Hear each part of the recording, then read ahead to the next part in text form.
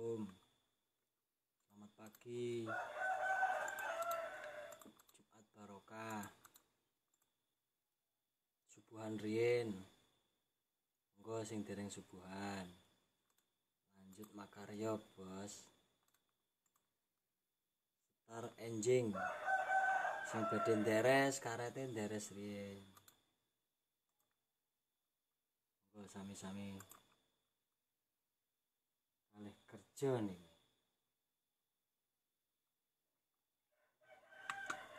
Mumpung tesih urip lampune. Lek mati lampu ora iso kerja. Leren.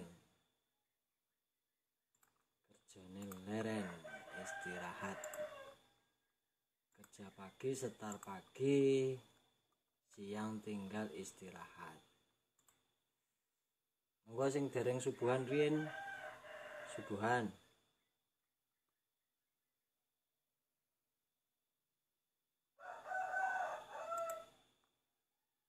Kalih mireng-mirengaken ceramah. Monggo.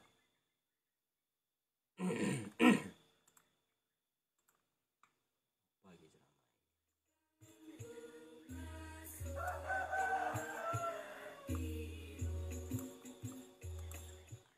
Al-Fatihah.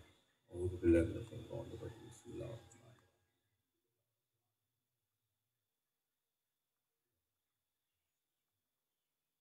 Shiratal ladzina an'amta 'alaihim ghairil maghdubi 'alaihim. Sesuai janji saya untuk menghormati UI, saya tadi sudah matur sama Pak On juga sama Direktorat. UI adalah kampus yang didirikan oleh para ulama, para profesor, sehingga sudah seharusnya setiap makalah ilmiah itu ada referensinya, ada marojeknya. Dan yang dipakai di seluruh dunia, di semuanya, untuk ulumul Quran itu yang paling pokok pakai kitab Al-Itqan. Al-Itqan fi ulumul Quran, karangannya Imam Suyuti. Sebelum saya terangkan teks persisnya, itu ada sekian problem dalam memahami Quran, terutama kalau lewat terjemah.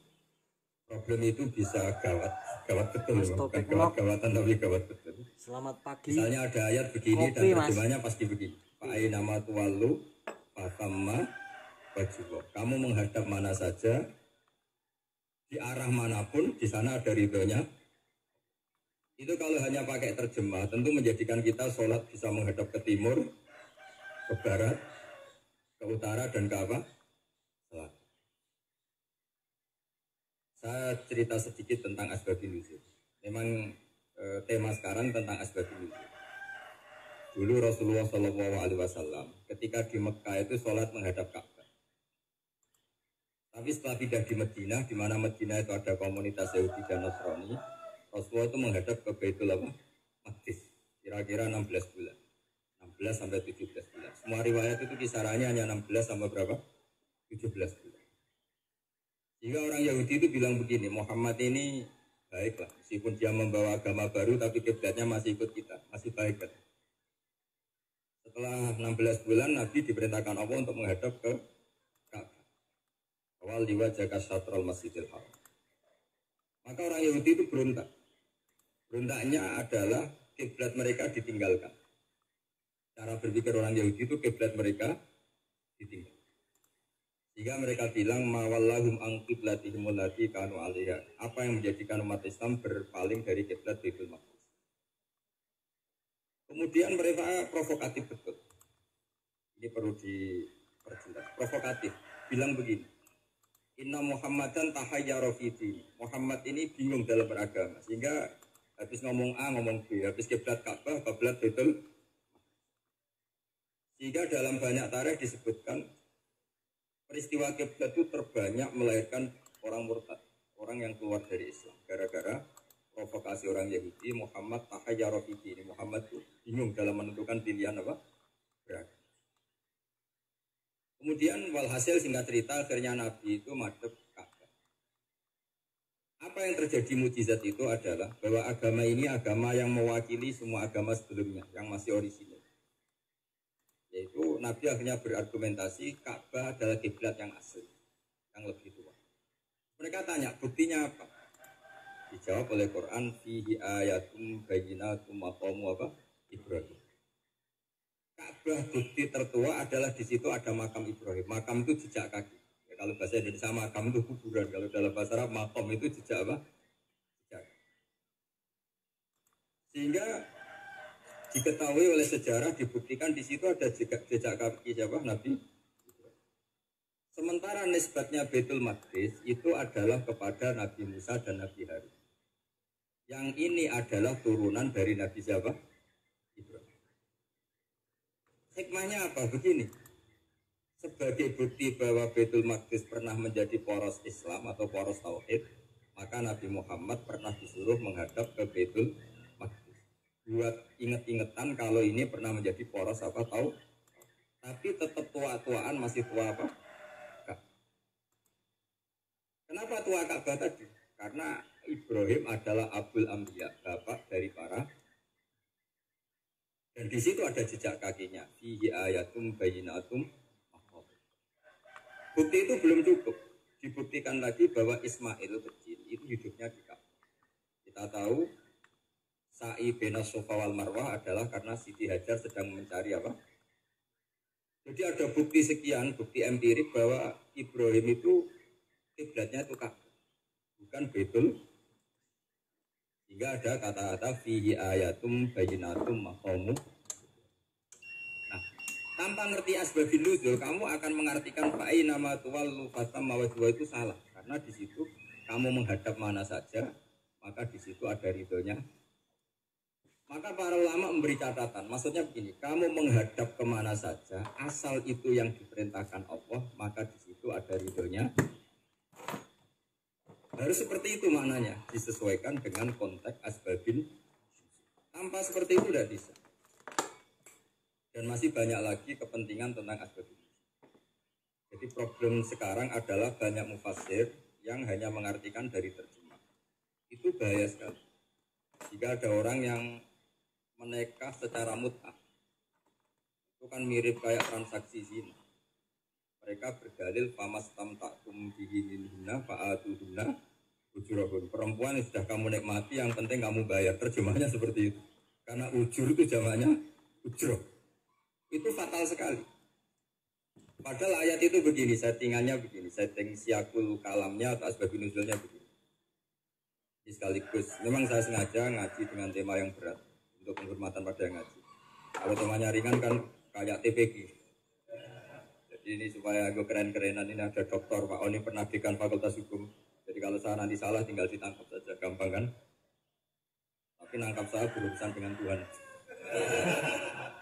Jadi, kalau orang dekat Allah itu yang tanggung jawab ke Allah. Jadi dia bisa menang di kepolisian tapi kalah di hukum Tuhan. Kalau berhadapan dengan saya. Begini asbabun nuzulnya begini. Wal muhsanatu minan nisa yang awal juz 5 itu, ya kita santai aja. Yang awal juz 5 itu sebetulnya maktuf, diatafkan pada ayat hurrimat alaikum ummahatukum wa banatukum wa akhwatukum wa ammatukum wa kholatukum wa banatul akhi wa banatul ukhti. Jadi perempuan yang haram dinikah itu ada 7.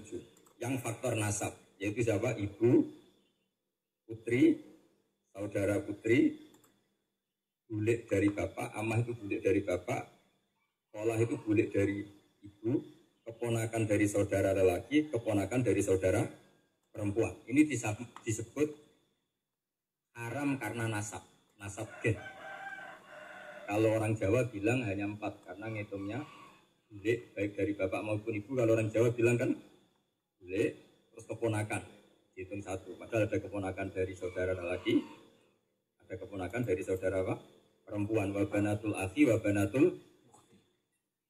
Terus kedua haram karena rodok. Kita tahu dalam hukum Islam rodok adalah sama dengan nasab. Jadi ibu yang pernah menyusui kamu berarti jadi ibu kamu, dan saudara sepenyusuan berarti menjadi saudara kamu. Ini disebut wa ummahatukum allati arda'nakum wa akhwatukum minar rodok. Terus ketiga haram karena musoharoh, karena besana. Jadi pagi ini misalnya saya nikah dengan Sri, bilang qabil tu nikaha wa taswijaha bil maril makur. Setelah nikah dengan Sri ini otomatis ibunya dia menjadi mertua. Otomatis haram saya apa? Nikah. Ini namanya haram karena Atau kamu punya anak Zaid. Zaid pagi ini akad dengan Sri. Berarti Sri adalah menantu Anda. Otomatis haram bagi Anda. Itu namanya haram karena musuh, karena bisana. Itu yang disebut waroba haram-haram itu kan saat terus itu wa ummahatu nisaikum. Ibu dari istri-istri kamu. Memang ini agak jelimet, tapi memang syaratnya mufassir harus biasa jelimet. Jangan hanya nyari partai ayat-ayat untuk kepentingan partai. Nah, itu ngeri. Aduh, kalau Anda dipakai kampanye.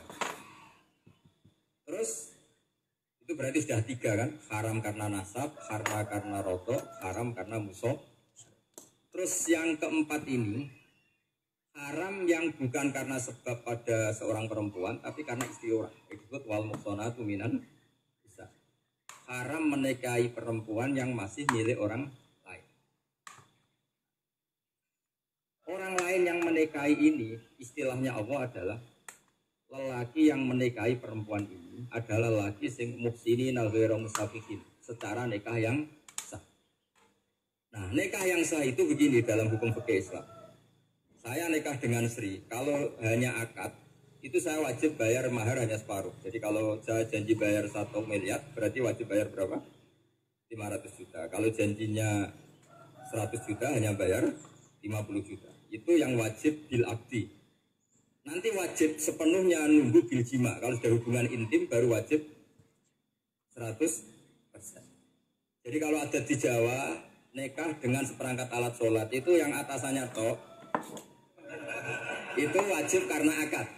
Nanti bawahnya nunggu setelah hubungan apa? Intim. Ini hukum Quran, bukan hukum saya. Makanya kan wa in talaqtumuhunna min qabli an tamassuhunna, saat terus panis fuma faradtum. Hanya wajib bayar setengah. Nah, perempuan yang sudah diajak hubungan intim itu kata Allah fa'atuhunna ujurahun, maka wajib kamu bayar penuh. Jadi ayat itu tentang perempuan yang sudah dinikah, kita harus bayar berapa? Harus bayar penuh. Ini penting saya utarakan. Nah, problem kita sebagai orang Indonesia ini juga problem Pak On, problem semua kiai. Mahar di Indonesia itu nggak bisa dibahas di Quran karena keterlaluan, kecilnya itu keterlaluan.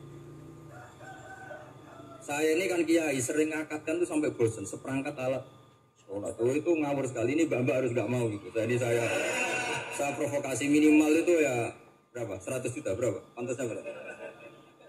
Pantasnya berapa? 10 gram itu berapa nilai? Kan 1 gram 500.000, baru 5. Ya sudah mendingan itu 10 gram. Ya. Quran itu bayangannya gini, sambil latihan, yang hafal-hafal biar latihan. Jangan dapat beasiswa karena hafal tapi nggak jelas hubungannya.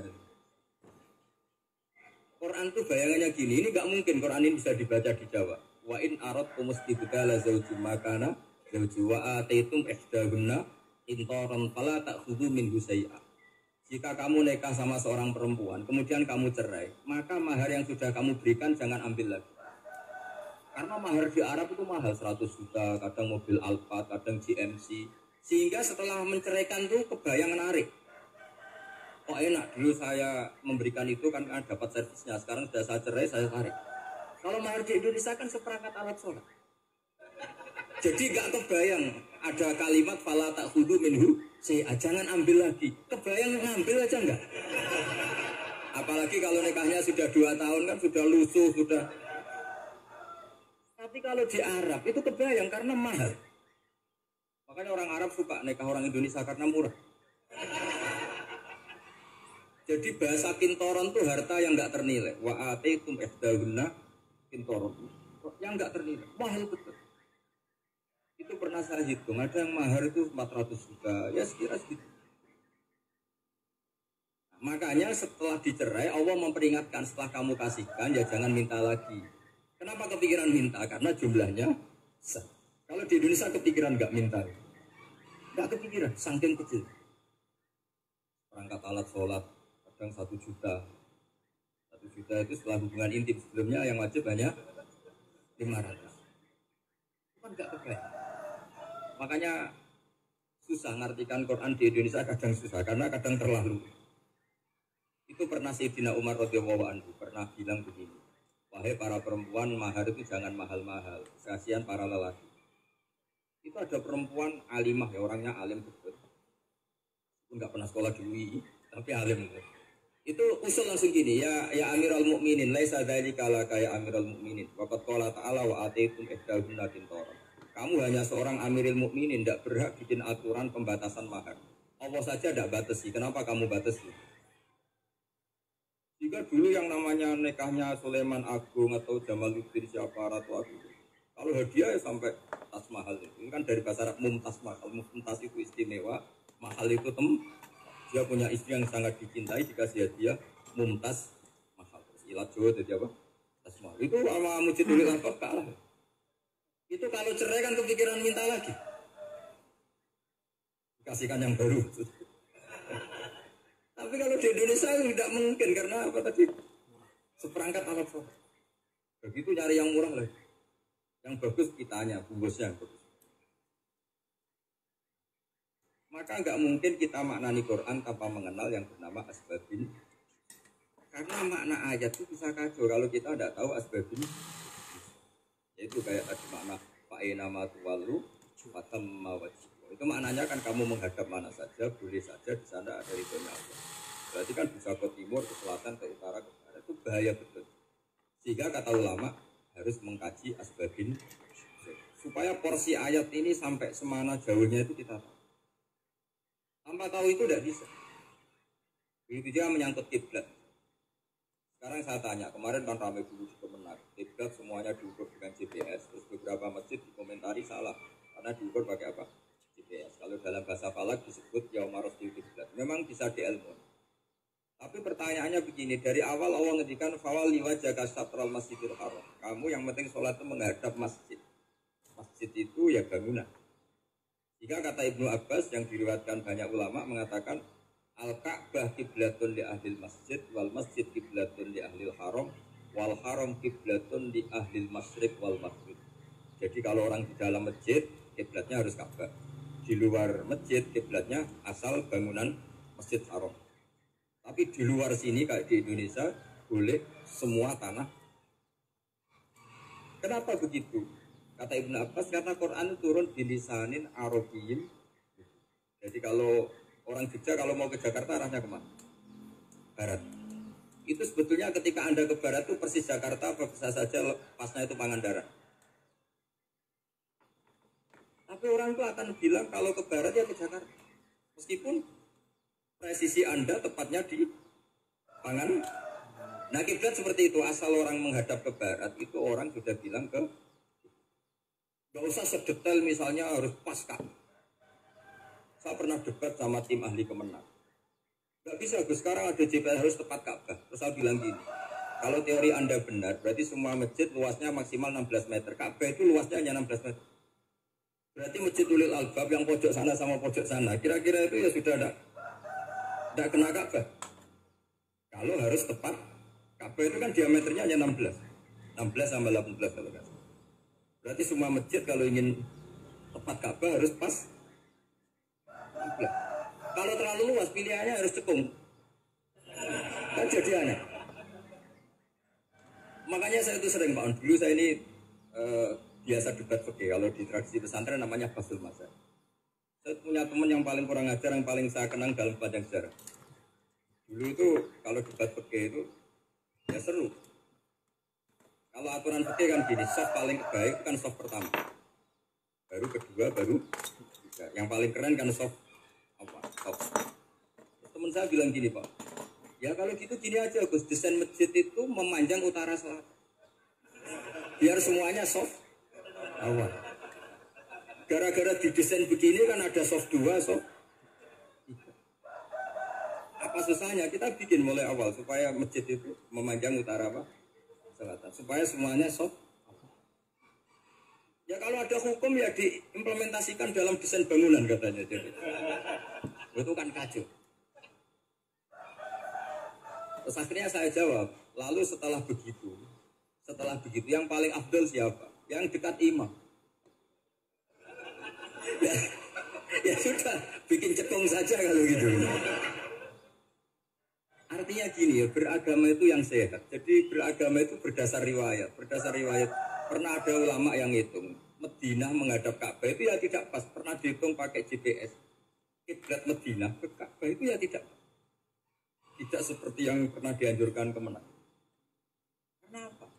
Agama ini ngikuti bilisanin arabiyyin. Seperti jenengan gini. Semua ini istilahnya apa? Menghadap Gus Bah. Padahal ada yang agak sana, agak sana. Semuanya ngaji sama siapa? Ya, istilahnya bertatap muka. Memangnya kita benturan. Ini bahasa. Jadi seperti ini semua namanya apa? Berhadap. Padahal ada yang agak samping, agak samping. Ka'bah juga gitu. Ini agak se-ekstrim yang dibayangkan orang-orang. Cuma kalau bisa tepat, ya kita harus. Tapi tetap saja tidak perlu 16 apa. Fa'ainama tuwallu fatamma wajhuhu itu artinya menghadap. Menghadap itu menghadap arah. Makanya Allah tidak dawuh fawal liwajhaka nahwal Ka'bah, tapi fawal liwajhaka syatrul masjidil. Jadi ini penting saya utarakan supaya kita familiar dengan istilah-istilah Quran. Istilah Quran itu gampang. Kalau kita kaji itu problem kita tidak pernah mengkaji. Jadi semuanya asik. Kalau kita mengkaji itu gampang sekali. Saya punya sekian cerita betapa pentingnya mengkaji Quran. Harun Ar-Rasyid itu dinasti Bani Abbasiyah. Itu pinter sekali. Ada seorang ustaz yang agak ekstrim. Itu datang ke Harun Ar-Rasyid. Ya Amirul Mukminin, inni nasihun laka famusaddidun alaika. Fala tajidanna alayya fi nafsika syai'an. Saya mau nasihati kamu tapi saya mohon jangan masukkan lagi. Karena nasihat ini penting. Tapi saya akan keras, vulgar. Akan keras, kritik saya akan keras karena Anda sebagai Amirul Mukminin tidak becus. Apa kata Amirul Mukminin Harun Ar-Rasyid? Uskut ya Ustaz. Sebagai riwayat uskut ya jahil. Kamu itu Ustaz bodoh, tidak usah banyak omong. Terus kita, kenapa saya bodoh? Terus dibacakan ayat faqula lahu qawlan layyinan la'allahu yatadzakkaru aw yakhsha. Inna Allaha ta'ala qad arsala man huwa khairun minka ila man huwa syarrun minka. Wa ma'a dzalika qala ta'ala faqula lahu qawlan layyin. Allah pernah menugaskan seorang yang lebih baik ketimbang kamu, yaitu Musa dan Harun. Musa dan Harun adalah seorang nabi. Kepada orang yang lebih buruk ketimbang saya, yaitu Fir'aun.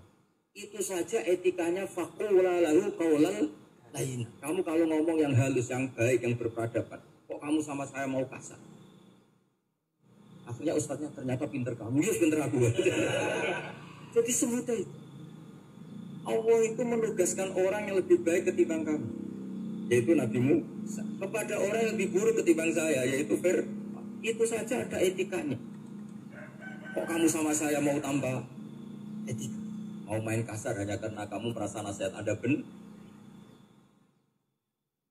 Jadi gampang sekali memahami Quran. Tapi lagi-lagi memang bagi ahlinya. Tapi ini saya bantu supaya sampean jadi ahli apa? Quran. Meskipun ngajinya sebulan sekali. Sebulan sekali tidak punya kitabnya. Sudah. Jadi ulama dulu kalau belajar Quran itu gampang. Saya berkali-kali cerita. Yang kitab saya baca di rektorat itu namanya Sajaratul Ma'arif. Itu kalau cerita bikin judul itu enak sekali. Babuna fil ibad di kulil bilad. Bab seseorang di mana saja hidupnya harus bermanfaat. Terus dalilnya itu hanya mengutip makalahnya Nabi Isa, wa ja'alani mubarakan ainama. Ciri utama seorang nabi apa? Saya di mana-mana adanya berkahi orang, jadi berkah bagi orang lain. Maksudnya tidak jadi problem bagi orang. Artinya kamu hidup entah di Jogja seperti Pak Ono orang Jember, saya orang Rembang. Hidup di Jogja manfaat, di Jember ya manfaat, di mana-mana. Saya pernah di Korea seminggu ya manfaat. Saudara kita TKI yang di Korea ya manfaat, di sana bikin masjid, bikin apa. Karena ngendikane Allah menceritakan Nabi Isa siapa? Wa ja'alani mubarakan ainama kuntu. Saya adalah orang yang di mana-mana artinya manusia eksistensinya harus seperti itu, hidup di mana saja. Gampang sekali mah. Pernah Imam Syafi'i ditanya, kalau kamu gak kehilangan air atau gak ada air di satu daerah, cari-cari dulu sampai gak ketemu. Setelah gak ketemu air, baru kamu boleh tayam. Imam Syafi'i ditanya, apa dalilnya harus mencari dulu? Kalau gak ada air ya langsung tayamum saja. Kenapa harus nyari-nyari dulu? Jawabnya Imam Syafi'i itu gampang sekali. Allah Ta'ala falam tajibuma'an. Kemudian kamu tidak menemukan, di mana-mana tidak menemukan setelah mencari. Kalau belum mencari namanya tidak tahu. Kan ayatnya kan falam tajidu ma'an. Kemudian kamu tidak menemukan air. Tidak menemukan tuh nyari dulu apa langsung ambil sikap? Nyari dulu baru kesimpulannya tidak. Kalau belum pernah nyari namanya tidak. Segampang itu ulama dulu memahami Quran karena konstruksinya utuh. Yaitu mereka tahu betul bahwa Quran itu bilisanin Arabiyyin. Ketika Futuhat Syam dulu itu dikuasai tentara Romawi. Era Sayyidina Umar Futuhat. Yerusalem dikuasai tentara Islam. Itu awal Sayyidina Umar radhiyallahu anhu. Ketika Futuhat mau ada pesta besar-besar. Tapi Umar menolak. Ketika menolak, kenapa Anda menolak? Beliau hanya membaca ayat Innallaha ta'ala ayyara qauman faqala adhabtum thayyibatikum fi hayatikumud. Allah itu mengkritik satu komunitas kaum yang zaman di dunia menghabiskan semua kenik. Maka kita tidak perlu syukuran besar-besaran. Jangan-jangan jatah kita di akhirat kita habiskan di dunia. Adhabtum thayyibatikum fi hayatikumud. Semudah itu. Semudah itulah. Rasulullah pernah dahar, pernah makan karena 3 hari gak makan. Orang Indonesia gak makan nasi, gak makan daging sudah lama sekali. 3 hari Nabi hanya makan kurma dan air putih. Pernah Nabi gak makan roti sampai 3 hari. Kalau Indonesia mungkin gak makan nasi. Di hari ketiga ada sahabat yang berbaik hati, Nabi disembelihkan kambing, dipotongkan kambing, Nabi disuruh dahar. Itu baru dahar setengah piring, Nabi berhenti. Ketika ditanya, setengah piring itu kan sudah kuat untuk sholat, untuk apa saja. Ditanya, ya Rasulullah kenapa berhenti? Bukankah engkau tidak makan ini 3 hari? Nabi membaca walatus alunna yauma idzin anin na'im. Semua nikmat yang saya rasakan nanti ada pertanggungjawabannya. Makanya saya tidak ingin banyak. Wah itu kalau diterapkan di sini enggak populer. Makanya saya tahu gayanya ngaji Quran itu enggak siap dengan konsep-konsep Quran itu. Jadi segampang itu orang dulu. Nah karena apa ya tadi? Mereka tahu asbab itu. Quran itu diturunkan dalam konteks apa, lafaz ini arahnya kayak apa, mutlak muqayyadnya kayak apa, muhkam mutasabihnya kayak apa, nasah mansuhnya kayak. Nah sedikit saya cerita ini mungkin contoh terakhir supaya agak lama-lama, nanti bingung kalau lama. Yang bingung ya saya, bingung cara memahamkan. Jadi kalau guru itu kan bingung cara memahamkan, kalau murid bingung cara memahami. Gak tahu tingkat kebingungannya sama. Kalau guru itu bingung cara memahami. Kalau murid bingung cara. Jadi ini pertemuan 2 kelompok bingung. Yang satu bingung cara memahamkan, yang satu bingung cara paham. Kalau orang ekstremis bingung cara merusak suasana. Nah itu gak bener itu. Ada loh. Rasulullah itu anak Nabi. Itu paling pusing yang ngadepi orang-orang yang ekstrim. Karena apa? Cara berpikir itu lompatannya itu enggak tertib. Jadi Nabi itu cara berpikir itu kecerdasan nubuah. Sementara orang ekstrim cara berpikir itu kecerdasan nafsu. Bukan kecerdasan manusia. Kalau manusia masih baik nafsu.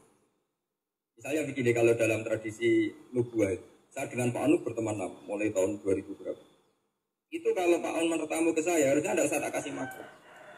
Karena sudah dekat. Tapi kalau kenalan baru itu dikasih makan, disangoni. Jadi Nabi itu perilakunya agak unik. Akhirnya ada orang yang cara berpikir itu dangkal. Ya Rasulullah ini tidak fair. Yang iman lama tidak diservis, yang iman baru. Cara berpikir Nabi begini. Orang Ansor itu kan sering memberi Nabi. Perjuangannya Nabi ditopang orang apa? Ansor. Donatur lah, kira-kira orang Ansor itu donatur. Donatur itu keren. Karena donatur itu artinya al-yadul ulya khairun al-yadis. Jika ketika Nabi sudah menguasai negara, menguasai Mekah Medina, sudah futuhat, itu orang Ansor tetap nggak diservis.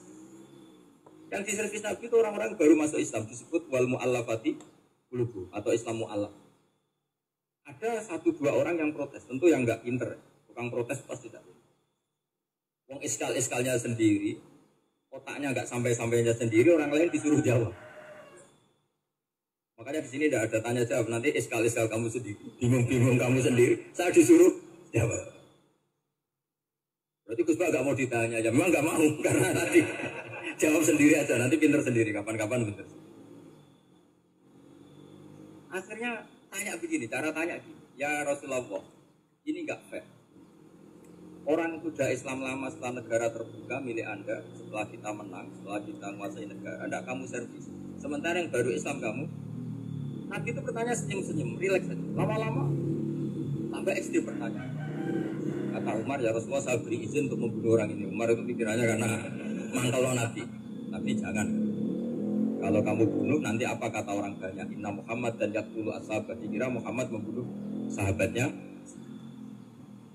Nabi masih mendengar, komplainnya masih mendengar. Lama-lama Nabi memberi penjelasan. Kamu ini orang Ansor.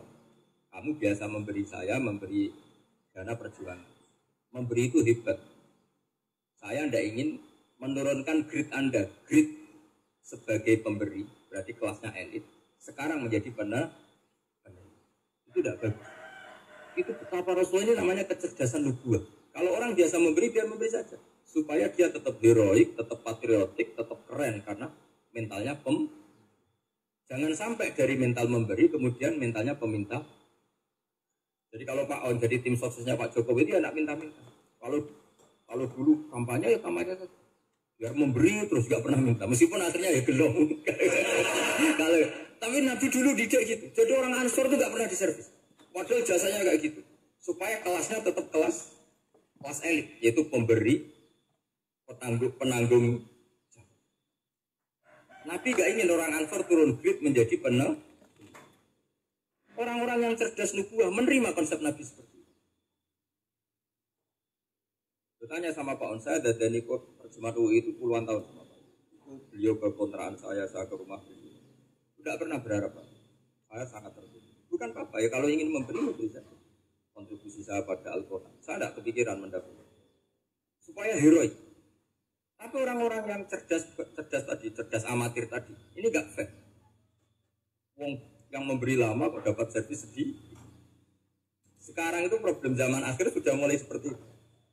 Nah, orang ini namanya Dzul Khuwaisirah. Ini yang nanti punya anak turun Khawarij. Khawarij itu orang yang ibadahnya hebat, tapi cara berpikir tentang nubuah salah. Orang lagi Khawarij, orang ibadahnya hebat, tapi cara berpikir nubuah itu unik. Nubuah itu cara berpikir tadi. Apa ya? Melihat sesuatu yang benar, biar benar terus. Itu tadi, mental memberi itu ya biar memberi terus, tidak usah di-share. Maka ketika Abu Bakar jadi Khalifatul Rasulillah, itu ada sistem kepegawaian. Itu gajinya Umar yang sudah Islam lama, gajinya Abu Bakar sudah Islam lama. Itu sama Abu Sufyan sama, padahal Islamnya Abu Sufyan baru setelah Fatih Mekah, kira-kira baru setahun. Terus diprotes sama orang-orang, ini Islam lama kok gajinya sama Islam yang baru setahun kok sama. Kata Abu Bakar, fadhailuhum indallah, mereka punya kelebihan Islam lama itu indallah, nanti balasannya biar surga. Kalau di dunia sesuai profesinya. Artinya profesi kalau penjaga kantor ya berapa, kalau dosen berapa, pokoknya. Dan itu diterima oleh sahabat, semuanya menerima konsep itu. Era Umar agak dibalik. Abu Sufyan kira-kira gajinya 1 juta, yang lainnya yang menangi Nabi mulai awal gajinya 10 juta. Ditanya, ya Umar, kenapa ini jadi rubah seperti kebijakan Abu Bakar, tidak seperti Abu Bakar? Jawabnya Umar lucu. Fawwala usawwi baina man qatala Rasulullah wa baina man qatala ma'a Rasulillah. Demi Allah saya tidak akan pernah menyamakan orang yang dulu merangi Rasulullah yaitu Abu Sufyan dengan orang sing selawase dari anak Rasulullah yaitu Sayyidina Ali dan sebagainya. Ini penting. Artinya ketika gajinya orang saya seperti Ali radhiyallahu anhu itu tinggi itu bukan karena lamanya Islam, tapi karena lamanya iman. Jadi mulai dulu ijtihad itu ada, dan dulu dia biasa saja. Karena tadi ada kecerdasan nubuah. Saya ulang lagi, ada kecerdasan apa? Sekarang itu kecerdasan tomak atau kecerdasan nafsu. Itu kalau sama ngaji kitab tasawuf, itu bab bakhil itu tidak ada. Menurut kitab tasawuf, medit itu tidak ada, pikir itu tidak ada. Yang ada itu tomak. Tomak itu berharap dikasih orang lain. Sampean pernah enggak bilang kalau artis-artis di Jakarta kikir? Tidak pernah kan? Karena kamu tidak pernah ingin diberi. Kalau kamu punya pacar karena kenal tidak pernah ditraktir, oh pacar saya kikir. Karena kamu ingin diberi. Pernah enggak kamu ngukumi orang lain kikir? Yang enggak kenal. Padahal tidak pernah memberi. Apa ya? Karena kamu tidak pernah ingin. Coba sekarang kamu saya tanya, ini latihan cerdas. Definisi kikir itu apa coba? Enggak pernah memberi kamu kan? Artis-artis Jakarta, tokoh-tokoh nasional pernah nggak memberi kamu? Enggak kan? Tapi enggak pernah kamu vonis kikir karena kamu enggak pernah tahu. Tapi pacar kamu kok amin ditraktir terus, atau istri kamu atau mertua kamu kok enggak ngasih warisan, kamu bilang kikir kan? Sebabnya kikir betul apa karena kamu tomak berharap? Tomak. Maka di kitab tasawuf itu enggak ada bab kikir, yang ada bab tomak. Karena asal usul menvonis orang kikir itu karena tamak. Maka jangan banyak kenal orang, nanti banyak hukum kamu kan. Sombong juga gitu, di tasawuf itu gak ada bab sombong. Karena orang hukum orang lain sombong itu karena kamu ingin dihormati. Ada orang gak kenal, terus lewat saja gak tanya kamu bilang sombong enggak kan? Tapi kalau kenal, oh sombong betul, kenal gak tanya kan gitu. Jadi tasawuf itu sisi unik dari khazanah Islam. Makanya di tasawuf itu gak ada kritik terhadap kikir. Ya tentu kikir itu buruk, pasti ya kikir itu buruk. Tapi gak perlu dikritik. Jangan-jangan yang salah kamu. Kenal Pak On di PPAI terus ingin jadi sekretarisnya. Ingin kenal Pak Jokowi ingin jadi menterinya. Nanti kenal rektor ingin jadi pegawainya. Ketika gak diturutin bilang Pak Rektor itu. Tapi orang lain ya Kak pernah berharap. Mungkin gak menvonis Pak Rektor atau Pak On ini kikir. Enggak kan? Berarti vonis kikir itu status orang itu apa gak kesampaian niat kamu? Memang agak jelimet ilmu tasawuf itu, tapi itu unik, itu bagian dari khazanah apa? Islam. Makanya Rasulullah itu sering isti'adzah, minta perlindungan, wa min toma'in fi ghairi matma'in. Ya Allah, saya tidak ingin berkeinginan yang tidak layak. Karena semua dunia ini dimulai dari keinginan. Coba kamu protes negara itu karena apa? Ingin makmur, sejahtera, tanpa kerja, sehingga nyalakan menteri keuangan, menteri ini. Makanya kalau guyonannya ulama tasawuf gini, tak beri bocoran, guyonannya orang tasawuf. Begini guyonannya. Anta lam tajid min nafsika kullama turid, pakai faturi min ghairika kullama turid. Kamu yang punya keinginan saja tidak bisa memenuhi apa yang kamu inginkan. Kenapa keinginan itu kamu timpakan ke orang lain untuk memenuhi kamu? Kamu yang punya keinginan saja tidak bisa mewujudkan. Kenapa keinginan Anda kamu timpakan, bebankan orang lain untuk memenuhi keinginan Anda? Misalnya kamu, Gus saya ini goblok, tolong pinterkan. Kamu yang ini saja tidak bisa. Kok menyuruh saya? Jadi kalau tiap tasawuf itu unik. Seperti kamu mencintai istri tulen, itu ingin kan dicintai istri tulen. Kamu sendiri kan nggak bisa cinta tulen, masih pelengahan sana sini. Kamu pacaran, ingin pacar kamu setia. Ternyata kamu bikin sekian alternatif. Kalau putus ini punya ini, putus ini. Tapi kamu ingin ini setia kan nggak fair. Makanya guyonanya orang tasawuf itu anta lam tajid min nafsika kullama turid pakai faturi tu min ghairika kullama turid. Gampang tuh apalane pokoknya ratrit gitu aja gampang. Jadi kamu yang punya keinginan saja tidak bisa memenuhi. Kok orang lain disuruh memenuhi. Jika orang tasawuf itu malu betul. Misalnya saya kok ingin Pak On takdim sama saya itu kurang pegawai. Kalau saya ingin ditakdimi saya menakdimi diri saya sendiri. Makanya berbahagialah orang yang itu tuh saya ganteng sendiri ya. Saya kaya sendiri. Menunggu orang lain bilang kamu kaya itu repot. Menunggu orang lain bilang kamu hebat itu sudah bilang aja ya Allah saya hebat, ya Allah saya ganteng, ya Allah saya cantik. Daripada menunggu orang lain bilang apa? Cantik. Jadi ilmu tasawuf itu nih.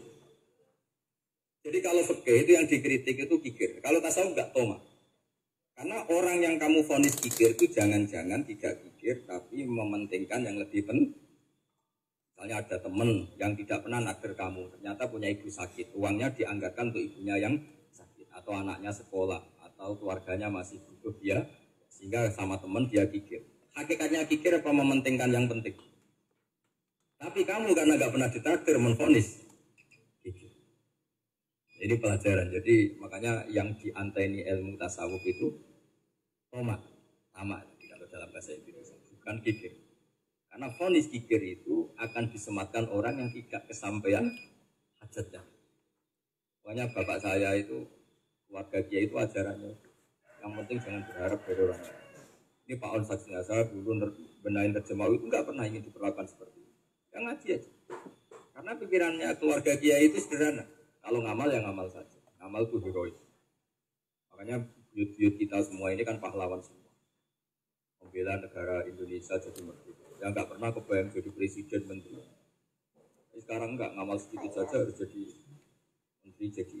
Ini bahaya kalau dalam kelangsungan bernegara karena orang biasa transaksional.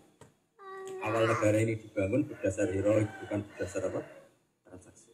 Sekarang orang akan membiasakan itu apa-apa itu transaksi. Nah, ini tidak bagus untuk kelangsungan bernegara, apalagi kelangsungan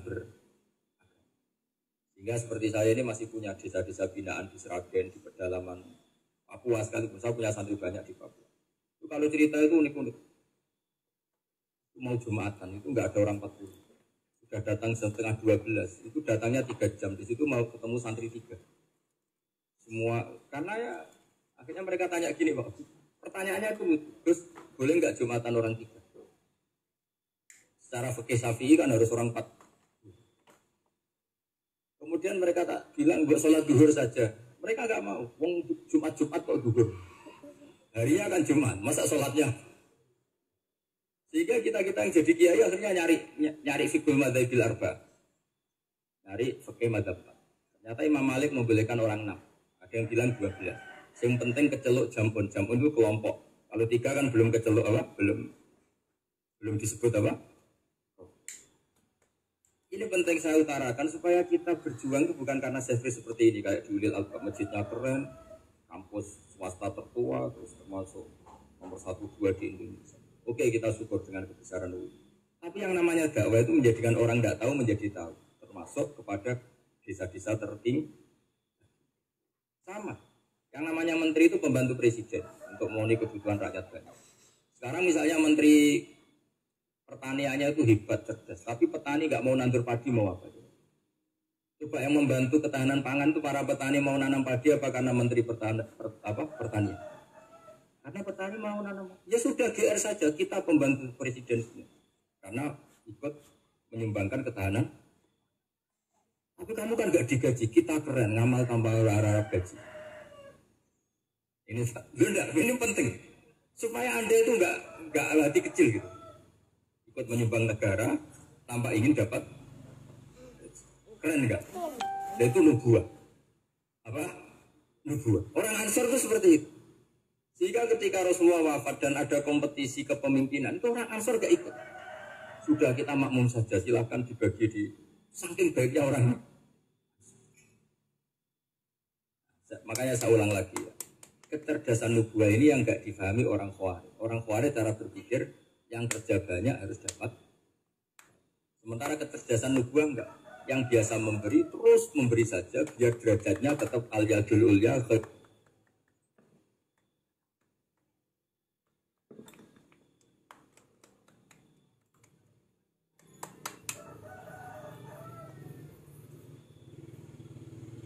Fatu sababin nuzuli yu'inu ala fahmil ayat. Jadi mengenali asbabun nuzul itu membantu memahami secara benar ayat itu. Karena tadi kalau ayat itu dipotong itu maknanya bisa kacau kayak tadi famastam ta'tum bihi min hunna fa'atuhunna ujurun. Kalau diterjemah itu kan mendukung kawin mut'ah. Kalau terjemahnya saja perempuan siapa saja yang pernah kamu nikmati yang penting kamu bayar, itu kan aliran sesat dan menyesatkan. Itu konteks asbabun nuzul tidak seperti itu. Perempuan yang sudah menjadi istri kamu, seorang lagi perempuan yang sudah menjadi istri kamu, jika sudah kamu hubungan intim maka maharnya harus dibayar penuh. Tapi kalau belum hubungan intim maharnya hanya wajib separuh. Fanisfu ma faradtum illa ayafuna aw ya'fu alladhi biyadihi uqdatun. Tapi tadi kalau di Indonesia gimana Gus? Itu yang repotnya, maharnya itu tadi mau kena atasan dan apa? Bawahan. Wah kacau kalau di Indonesia. Sehingga kita bingung kalau dalam logika Arab kan gitu. Bayangannya kalau cerai, kata Allah fala ta'khudhu min syai'at. Harta yang sudah kamu berikan ke istri jangan diambil. Sampai dilarang ngambil tuh karena jumlahnya banyak sehingga kepikiran ngambil. Kalau di Jawa nggak usah dilarang sudah ada akan ngambil karena rukuhnya sudah itu susahnya baca Quran di Jawa ya. Karena dari awal maharnya terlalu apa? Kecil. Terus beliau Imam Suyuti termasuk di sini menyontohkan yang pasti salah kalau difahami yaitu tadi ayat apa itu fa'inama tuwallu fastamma wajib. Jadi beliau terus meringatkan betapa pentingnya mengenali asbabin. Karena asbabin nuzul itu gampang. Saya ulang lagi, asbabin nuzul itu gampang. Gampangnya begini ya, kan ada satu peristiwa. Misalnya begini, Rasulullah itu kan mengkritik penuhanan Lata dan Uzza. Berhala-berhala itu dituhankan, dikritik sama Rasulullah. Kemudian mereka begini, karena mereka biasa personifikasi Tuhan. Muhammad, kalau Tuhan itu tidak Lata Uzza dan itu terbuat dari batu, lalu Tuhan Anda itu dari apa? Amin fiddatin audabin. Lalu Tuhan Anda ini dari emas apa dari perak? Karena mereka nggak bisa membayangkan Tuhan tanpa dipersonifikasi. Terus Allah menurunkan qul huwallahu ahad, Allahus somad, lam yalid wa lam yulad wa lam yakul lahu kufuwan. Karena otaknya mereka sudah begitu, yang namanya Tuhan itu harus dipersonifikasi. Makanya saya kemarin di Korea seminggu, cerita yang paling unik gini Pak On, ada bos Islam, ada bosnya TKI yang baik. Mereka mengizinkan pekerjanya sholat. Bareng sholat tuh diingeti ke atas ke bawah, oh gak ada arcanya. Sehingga setelah sholat dibilang, apa saya berikan berhala sekalipun, karena gak kebayang ada orang sholat kok tanpa berhala, tanpa Tuhan. Yang kamu sembah itu mana, kok gak ada, apa tak belikan. Jadi unik. Nah teman saya yang satu unik lagi, dia termasuk pegawai Garuda, yang derekno saya ke Korea itu orang pegawai Garuda. Dia karena orang kaya biasa ke Eropa kemana-mana. Singkat cerita dia sholat di mall. Karena nganggep Korea itu sudah negara maju kayak Eropa. Setelah sholat di mall pas asar itu, security-nya nelpon polisi. Pak polisi, di sini ada ritual terorisme. Jadi kalau menamakan sholat itu ritual. Jadi artinya apa? Ritual-ritual yang kita lakukan itu macam-macam cara pandang. Orang ateis itu kan Cina, kan Korea itu kan ya Cina lah, Korea, Jepang, RRC itu kan sipit Cina. Itu ya yang namanya ibadah, sembahyang harus ada patungnya, atau ada arcanya, atau ada benda-benda. Orang Islam kan nggak ada sama. Makanya mereka itu, kok bisa? Problemnya kita, saya ulang lagi, ini problem ya. Problemnya kalau ada itu ya repot. Gini misalnya, ini masih tentang asbabun nuzul. Ini contoh terakhir, tentang masih asbabun nuzul. Umar radhiyallahu anhu, sahabat Umar itu kalau mencium hajar aswad itu sambil gedumel. Tidak berdoa tapi gedumel. Masyhur itu ada di Bukhari. Alim tu annaka hajarun la tadur wa la tanfa walola anni ra'aitu rasulullah qabbalaka ma qabbaltu. Saya tahu loh. Nyium hajar aswad dicium tapi sambil gedumel. Saya tahu loh kamu hanya batu, enggak mandoroti, enggak manfaat.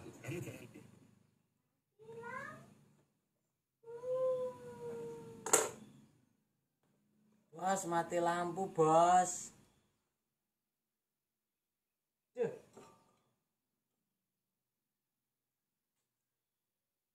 Mati lampu. Ya mutong. Hah? Mutong.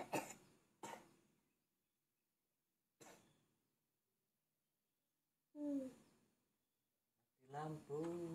Ini aku.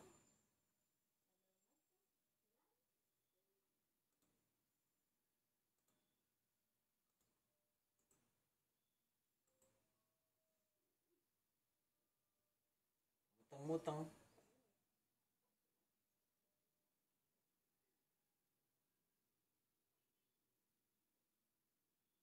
Mau nggak pijitannya? Ya. Bukan dulu kontongnya. Buka dulu kontengnya. Aku nanti sama Mbak Siti ya. Aku sama Mbak Siti ya nanti.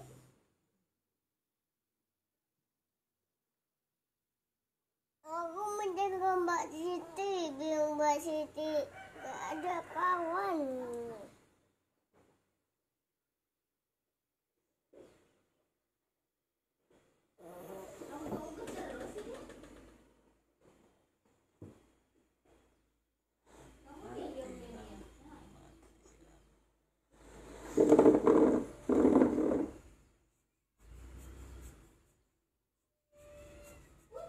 Penonton kecewa pemirsa, mati lampu. Oke, dilanjutakan meleh nggih. Nunggu lampu hidup.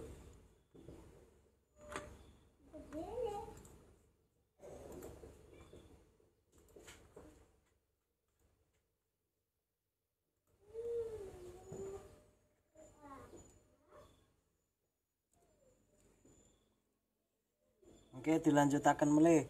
Nunggu lampu hidup.